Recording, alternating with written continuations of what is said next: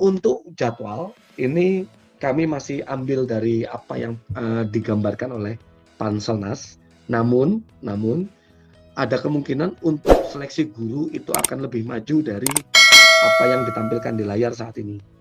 Sehingga kami mohon pada Bapak Ibu, baik calon peserta seleksi dari individu guru ya tahun 2022 maupun dari pemerintah daerah untuk selalu cek ini pengumuman yang ada di sini, portal ini guruppk.kemdikbud.go.id. Ini selalu cek, ini di sini akan ada selalu pengumuman.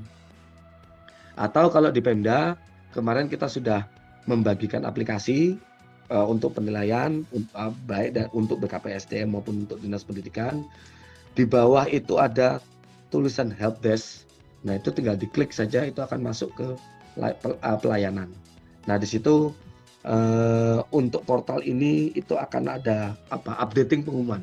Jadi waktu kita ini sudah tinggal hitungan hari, tidak lagi hitungan minggu, kita sudah akan melakukan pendaftaran dalam hitungan hari.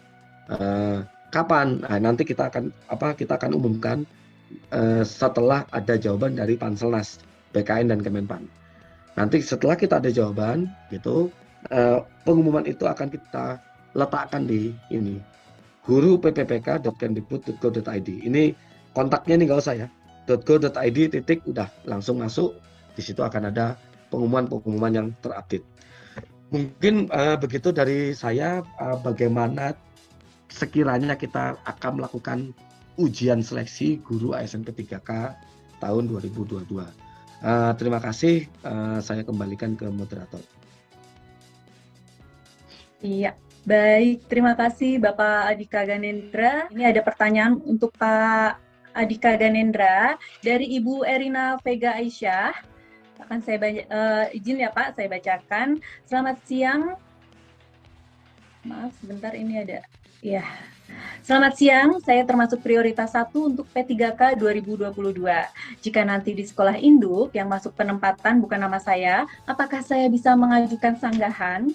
Karena di Excel by name yang beredar, sekolah induk saya ditempati oleh guru lain tuh Pak. Bagaimana Pak jawabannya? Silakan Pak Adhika. Yang pertama mengenai Excel dulu. Excel itu sudah diklarifikasi oleh Bu PLT Dirjen bahwa itu sebetulnya bukan file resmi dari Kemdikbud, itu satu. Terus yang kedua, di slide yang ketiga atau keempat tadi, bahwa prioritas untuk penempatan itu kami lakukan pertama K2 dulu. K2 baru honor negeri pada saat mendaftar ASN P3K tahun 2021. Honor negeri, setelah itu PPG prajabatan, baru ke guru swasta. Nah, dari situ nanti di ranking.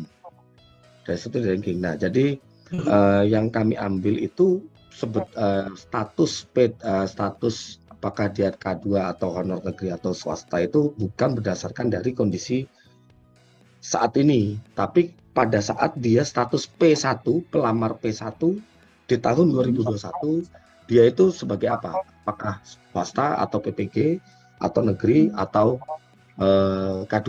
Nah, itu yang kita urutkan. Nah, dalam pengurutan itu pun nanti kita bandingkan antar nilai. Nah, jadi memang banyak status loh. Ini saya saat ini sedang mengajar di SMP X misalnya. Nah, tapi kenapa saya ditaruhkan di SMP misalnya Y? Nah, ketika di SMP X itu sudah ada guru honor yang lain dan dia tercatat bukan P1-nya itu bukan dari guru honor negeri, pada saat dia melamar P1 2001, bukan 2022 ya, 2021, maka dia akan dicarikan ke sekolah yang memiliki ruang kebutuhan yang kosong. Itu mekanisme penempatan seleksi tadi ada di slide yang keempat kalau nggak salah dari saya. Iya, baik. Terima kasih Pak Adhika. Mungkin untuk pertanyaan kedua yang selanjutnya, silakan. Nanti ini dari Bu Gusrila Dwi Putri. ingin bertanya, Assalamualaikum, tadi kan disampaikan bahwa untuk penempatan ditentukan oleh sistem. Jadi, apakah akan ada kemungkinan kami yang berada di bawah naungan Dinas Pendidikan Provinsi ditempatkan di pendidikan kabupaten atau kota? Karena berdasarkan seleksi tahun kemarin, hanya di tahap 3 kami bisa lintas provinsi atau kabupaten kota. Silakan, mungkin dimulai dengan Pak Dika dulu, nanti selanjutnya Pak Nur Sujito. Silakan Pak Dika. Oke, baik. Ini jangankan antar daerah. Untuk tahun 2022 ini, kita akan melaksanakan observasi di sekolahnya masing-masing. Itu tadi makanya kami bicarakan di slide tadi bahwa tolong untuk guru non-ASN yang berlebih atau menumpuk pekerjaannya di dalam satu sekolah, tolong pemerintah daerah agar dapat melakukan penataan terlebih dahulu agar guru non-ASN itu nanti dapat ditempatkan di sekolah tempat dia bertugas masing-masing.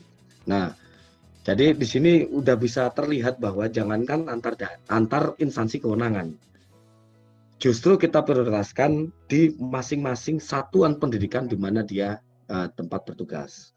Nah, kalau seandainya ini banyak terjadi di daerah timur misalnya, ada sekolah-sekolah di kota yang mungkin berlebih guru non-ASN-nya, tapi banyak juga sekolah di dalam satu wilayah kewenangan yang di daerah pinggiran itu masih banyak kekurangan guru ya. Kita lihat misalnya Papua, Maluku Utara, Maluku. Ini contoh saja.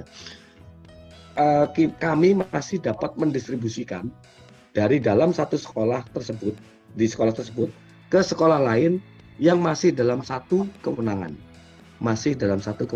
Artinya di Pemda itu nanti tidak ada saling barter guru. Ada guru keluar, ada guru masuk, itu tahun 2022 sudah tidak memungkinkan terjadi. Nah, itu hanya terjadi apabila masih ada sekolah yang kosong. Di slide yang butir J tadi, apabila ternyata sekolah sudah, misalnya untuk daerah yang penuh ya, di pulau-pulau Jawa atau beberapa di Sumatera misalnya seperti itu, semua sekolah sudah terisi oleh guru ASN ataupun non-ASN, maka bagi individu yang berlebih ini tadi akan dicarikan pemenang yang kedua, karena tidak mungkin ditempatkan di sekolah di mana dampaknya nanti akan dapat menggeser guru lain yang sudah lama mengajar di sekolah tersebut. Mungkin itu Bu Woro dari saya. Iya, terima kasih Pak Dika. Silakan Pak Nur Sujito. Oke, Bu Woro. Begini, sependapat dengan Pak Andika tadi, memang aturan mainnya seperti itu. Jangankan kok lintas instansi, biasanya gitu. Lintas sekolah dalam satu instansi pun ada mekanismenya. Itu yang pertama. Yang kedua, perlu dipahami oleh teman-teman GTK semua bahwa PPPK nanti dibayar dengan APBD. Dibayar dengan APBD. Meskipun dananya berasal dari DAU maupun dana transfer umum, DTU, mekanismenya ada mekanisme APBD. Mekanisme APBD adalah APBD hanya bisa membayar pada satu kewenangannya.